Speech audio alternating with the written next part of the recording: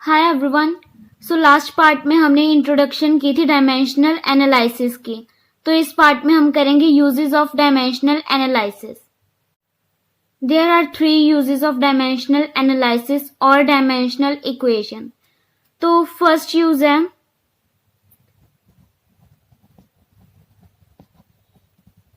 conversion of one system of unit to another system of unit।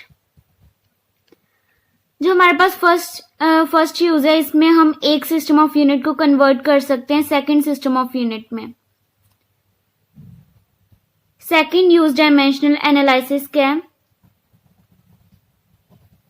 Checking the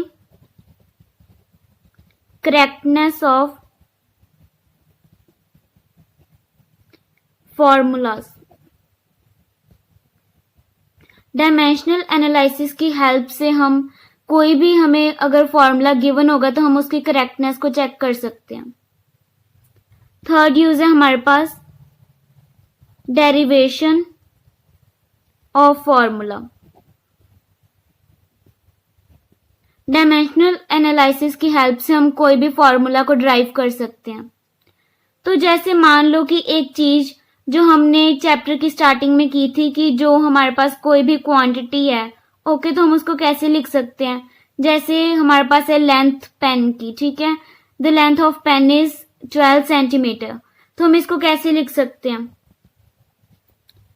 length equal to 12 centimetre. और जैसे हमें पता ही है कि 10 मिलीमीटर इक्वल होता है 1 सेंटीमीटर के। 12 millimetre is equal to 1 centimetre. तो जो 12 सेंटीमीटर है ये इक्वल टू 120 मिलीमीटर भी हो सकता है। मीन्स जो लेंथ है वो 12 सेंटीमीटर के भी इक्वल है एंड 120 मिलीमीटर के भी इक्वल है। यहाँ पर जो हमारे पास लेंथ है ये है क्वांटिटी, 12 इज नंबर और magnitude, centimetre is unit. Okay, तो अभी हमने यहाँ पर लिखा है length is equal to 12 centimetre and it is also equal to 120 millimetre. अब यहाँ पर जो 12 सेंटीमीटर है ये तो 1 सिस्टम ऑफ यूनिट है और जो हमारे पास 120 मिलीमीटर है ये सेकंड सिस्टम ऑफ यूनिट है। अभी यहाँ पर एक बात हमें पता चली है कि हमेशा वैल्यू जो होती है वो हमेशा सेम रहती है, लेकिन जो सिस्टम ऑफ यूनिट्स है वो डिफरेंट हो सकते हैं। अलग अलग यूनिट्स में जो ये वैल्यू है वो हमेशा सेम रहती है। ओके, अब जैसे मान लो कोई क्वांटिटी है हमारे पास, क्वांटिटी है हमारे पास Q। ओके, ये इक्वल है N1 एंड U1 के and it is also equal to N2 U2। जैसे यहाँ पर हमने एग्जांपल लिए, ये क्वांटिटी है Q, ये 12 हमारे पास N1 है सेंटीमीटर U1 एंड जो 120 हमारे पास ये है N2 मिलीमीटर U2। तो ये बिल्कुल सेम इक्वेशन ये वाली बन गई। नेक्स्ट में हमारे पास है अब यहाँ पर यूनिट्स ऑफ मेजरमेंट जो हमारे पास ये है। अब इसको हम एक पैटर्न देंगे जिससे हम हमारे पास है 1 newton equal to dash dyne, ये हमें फाइंड करना। ओके, तो हम इसको एक ऐसा पैटर्न देंगे कि जिससे हम फाइंड कर सकते हैं कि 1 न्यूटन कितने डाइन के इक्वल होता है।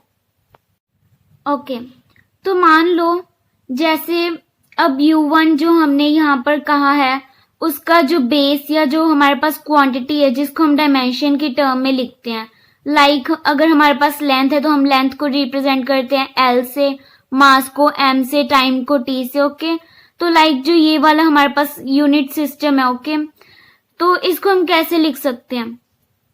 जो हमारे पास यहाँ पर N1 है, U1 है, N2 है, U2 है, तो हम इसको कैसे लिख सकते हैं? ये हमारे पास फर्स्ट सिस्टम ऑफ यूनिट है जो हमारे पास U1 है, ये वाला। ओके, तो हम इसको कैसे लिख सकते हैं? जैसे मैकेनिक्स में क्या होता है, M, L और T की फॉर्म में हमने लिखना है, M, L और T। ओके, एंड हमारे पास क्या है U2 second system of unit, उसको भी हम ML&T में लिखेंगे मैकेनिक्स में। तो यहाँ पर जो हमारे पास डायमेंशन है उसको हम एक बार ABC मान लेते हैं। अभी हमारे पास जो U1 है ये वन सिस्टम ऑफ यूनिट है, तो हम इसके नीचे लिख लेंगे 1 एंड ये हमारा U2 जो है ये सेकंड सिस्टम ऑफ यूनिट है, तो हम इसको सपोज कर लेंगे 2। ओके, तो अभी जैसे यहाँ पर देखो हमने क्या फाइंड करना है, 1 newton is equal to dash dyne. तो यहाँ पर आप देखोगे कि SI यूनिट ऑफ फोर्स क्या होता है newton and CGS unit of force is dyne. तो दोनों जो हमारे पास यूनिट है वो है फोर्स के। तो हमने जब इंट्रोडक्शन की थी तो स्टार्टिंग में हमने यहाँ पर फोर्स के डायमेंशंस निकाले थे। ओके, तो अभी यहाँ पर जो हमारे पास यूनिट्स के डायमेंशन है A, B एंड C, तो फोर्स के जो डायमेंशन होंगे वो ही A, B एंड C होंगे। ओके, अब अगर हम M, L एंड T की बात करें तो SI यूनिट में अगर हम SI यूनिट की बात करें तो जो हमारे पास M होता है, जो मास होता है वो होता है kg, लेंथ हमारे पास होता है मीटर एंड टाइम होता है second, time is equal to second. And अगर हम बात करें CGS यूनिट की, उसमें हमारे पास जो मास है वो होगा ग्राम, जो लेंथ है वो होगी सेंटीमीटर एंड टाइम होगा सेकेंड। अभी जो हमने फाइंड करना है 1 newton equal to dash dyne, इसमें आप देखो 1 हमारे पास क्या है N1 नंबर और मैग्नीट्यूड, N हमारे पास क्या है यूनिट 1 U1, जो हमने फाइंड करना है वो क्या है N2 नंबर 2 एंड डाइन हमारे पास क्या है यूनिट 2। तो हमने फाइंड क्या करना है N2।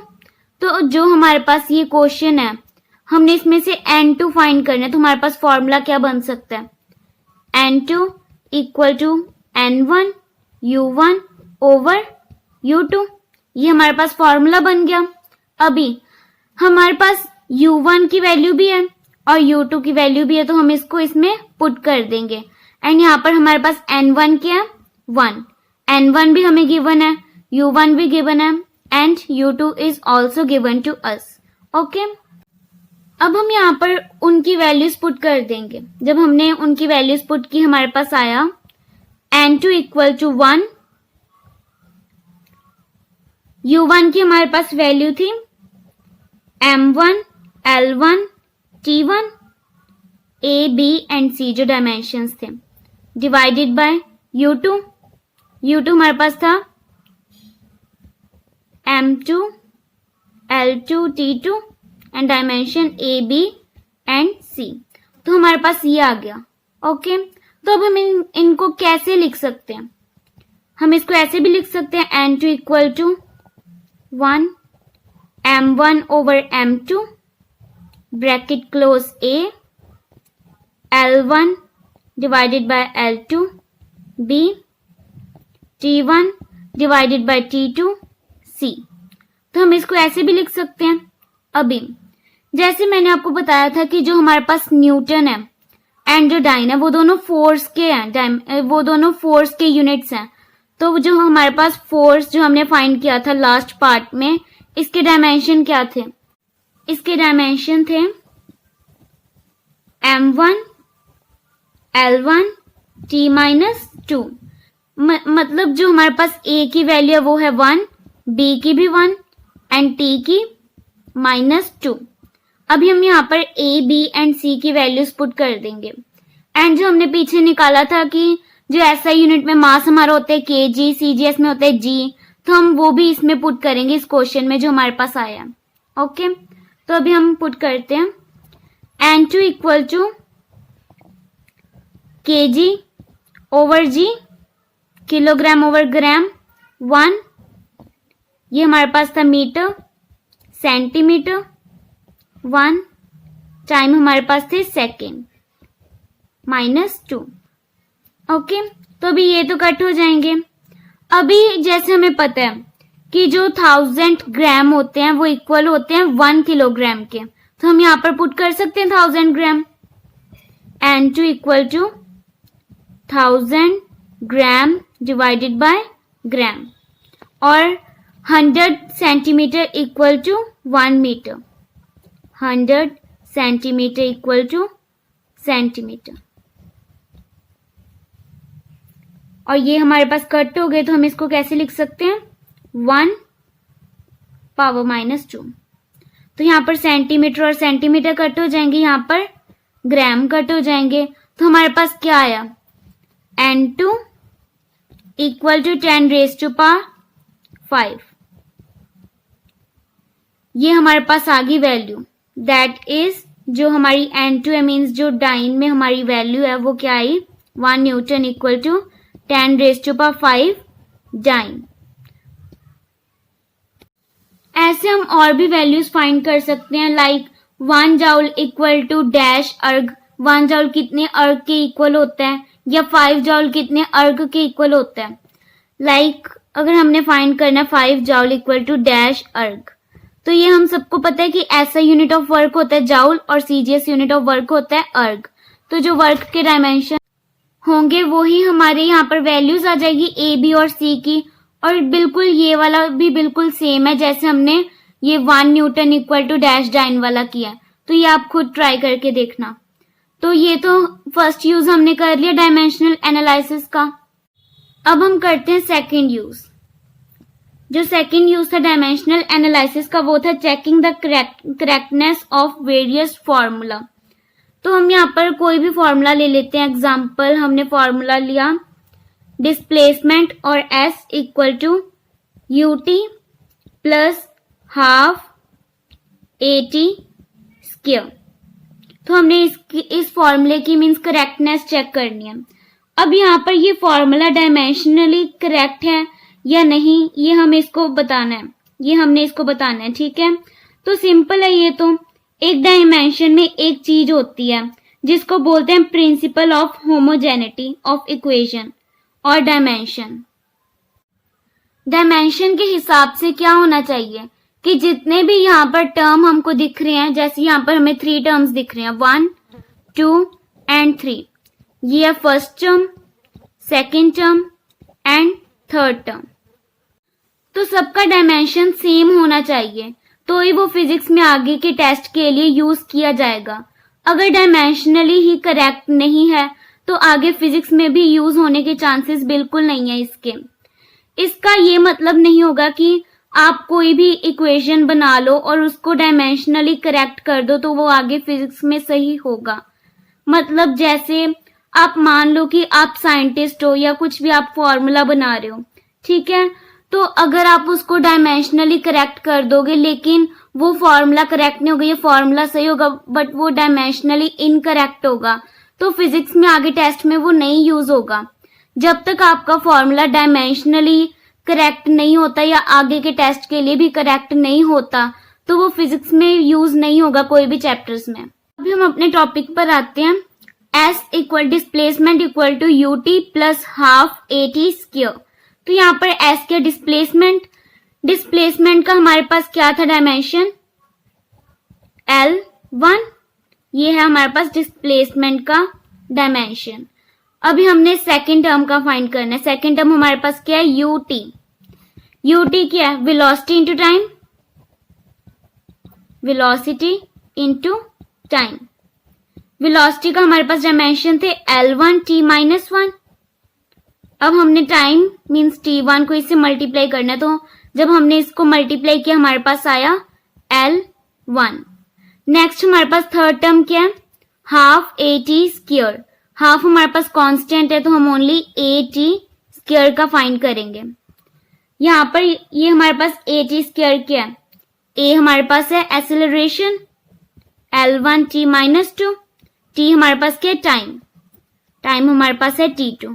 तो जब हमने इसको मल्टीप्लाई किया यहाँ पर भी हमारा जो डायमेंशन है वो आया L⁻1। सो सबके तीनों टर्म्स के जो डायमेंशन है वो बिल्कुल सेम है। सो ये डायमेंशनली करेक्ट है। अब हम करेंगे third use of dimensional analysis. Third use हमारे पास क्या था, डेरिवेशन ऑफ फॉर्मूला। हमें कोई भी फॉर्मूला को ड्राइव करना है।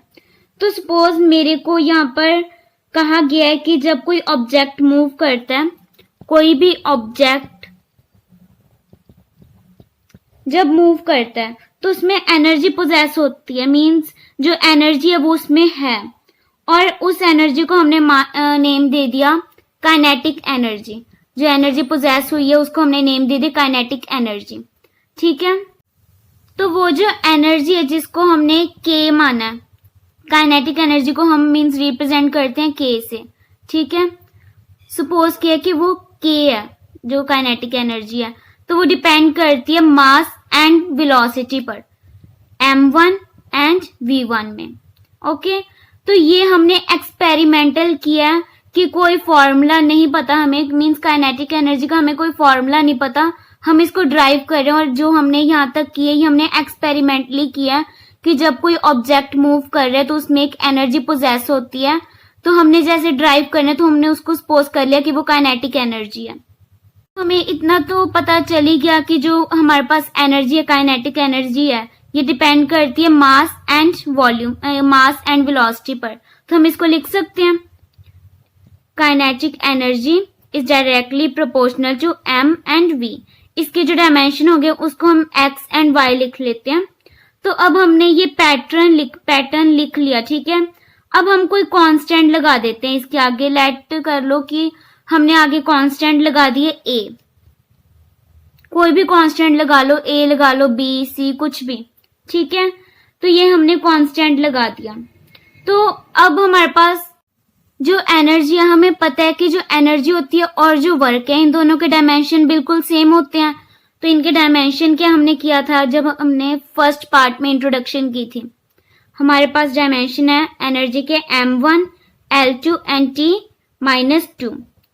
इसको हम इक्वल रखेंगे a, m, x, v, y के। ओके, तो जो हमारे पास m है मास, ये क्या होता है m1, वेलोसिटी का हमारे पास डायमेंशन है l1 t माइनस 1। तो हम इसको लिख लेंगे m1 l2 t minus 2 equal to a m1 x and v। इसको बाहर रखें एक बार। v हमारे पास क्या है, जो वेलोसिटी है इसका हमारे पास है l1 t माइनस 1, और इसके डायमेंशन हमने y किया। अभी जब हम इसको मल्टीप्लाई करेंगे तो दोनों 1 है, l1 है और t माइनस 1 है, तो ये क्या बन जाएंगे ly t minus y।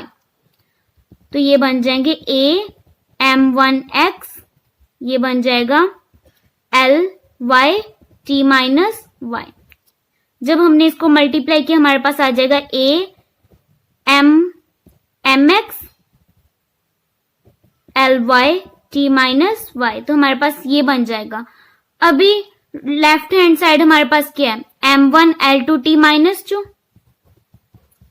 m1 l2 t minus 2। तो अभी हम इसको इक्वल रख देंगे। जब हमने इसको इक्वल रखा हमारे पास आया x equal to 1, y equal to 2। x और y की अब हमारे पास वैल्यूज आ गई, तो हम इसको पुट कर सकते हैं। जब हमने इसको पुट किया हमारे पास क्या आया, k is equal to a m1 v square. और जैसे हमें पता है कि जो काइनेटिक एनर्जी का फॉर्मूला है वो क्या होता है हाफ mv स्क्वायर। हाफ क्या होता है कांस्टेंट, तो हमने यहाँ पर भी एक कांस्टेंट लगाया। कांस्टेंट हम कुछ भी लगा सकते हैं। तो अब ये हमारे पास फॉर्मूला निकल आया। हम ऐसे कोई भी फॉर्मूला ड्राइव कर सकते हैं, बट यहाँ पर हाफ नहीं है। हमने लगभग ये सारा फॉर्मूला निकाल लिया, बट हाफ के प्लेस पर हमने a लगाया था। तो यहाँ पर कुछ लिमिटेशंस हैं इसके लिए। लिमिटेशन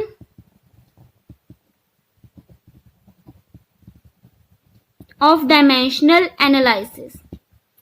डायमेंशनल एनालिसिस की क्या क्या लिमिटेशन है अब हम ये करेंगे। जो फर्स्ट लिमिटेशन है वो है if a quantity depends on more than 3 factor having dimensions, the formula cannot be determined.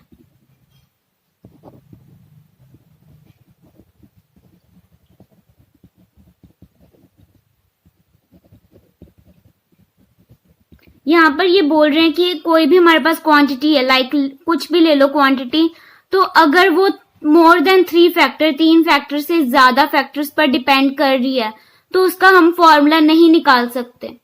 Second limitation हमारे पास है, second, we don't get any information about dimensionless constant, dimensionless constant. हम कोई भी इंफॉर्मेशन डायमेंशनलेस कांस्टेंट की नहीं निकाल सकते। ओके, लाइक हमारे पास 2 है, 3 है या हाफ है, ये कांस्टेंट है, इनके कोई डायमेंशंस होते ही नहीं। ठीक है, तो ये डायमेंशनलेस है, लाइक 2 हो गया, 3 हो गया, हाफ, पाई, ई, कोई भी है। ठीक है, हम इनके नहीं निकाल सकते कोई भी वैल्यू। जैसे यहाँ पर हमने कांस्टेंट लिया था, ए ले लिया था हमने, बट फॉर्मूला क्या, हाफ एम वी स्क्वायर, वो तो ये जो सेकंड हमारे पास लिमिटेशन है वो अप्लाई होती है इस पर जो हमने फॉर्मूला निकाला। तो हम इंफॉर्मेशन नहीं निकाल सकते डायमेंशनलेस कांस्टेंट के। तो थर्ड लिमिटेशन है हमारे पास, more than 2 term, more than 2 term. तो अगर कोई भी क्वांटिटी है जिनके टर्म 2 से ज्यादा है, ठीक है, मोर देन 2 है, तो हम उसका फॉर्मूला नहीं निकाल सकते। और अगर हमें एग्जाम में पूछ लें कि कोई भी स्केलर या वेक्टर क्वांटिटी के डायमेंशंस निकाल के दिखाओ, तो कोई भी जो स्केलर या वेक्टर क्वांटिटी है, ठीक है, उसके डायमेंशंस हम नहीं बता सकते। ये भी एक लिमिटेशन है डायमेंशनल एनालिसिस का। तो इस पूरे पार्ट में जो हमने इस पार्ट में किया, ये सारा कुछ था डायमेंशनल एनालिसिस के यूज थे ये सारे। ओके, एंड लिमिटेशंस भी हमने कर ली, एंड यहाँ तक ही था हमारा डायमेंशनल एनालिसिस का चैप्टर। So thanks. अगर आपको मेरी वीडियो अच्छी लगी तो लाइक करना, सब्सक्राइब करना एंड शेयर करना मत भूलना। अगर आपको मेरे बताने का वे अच्छा लगा तो प्लीज कमेंट सेक्शन में बताना। Thanks and have a nice day.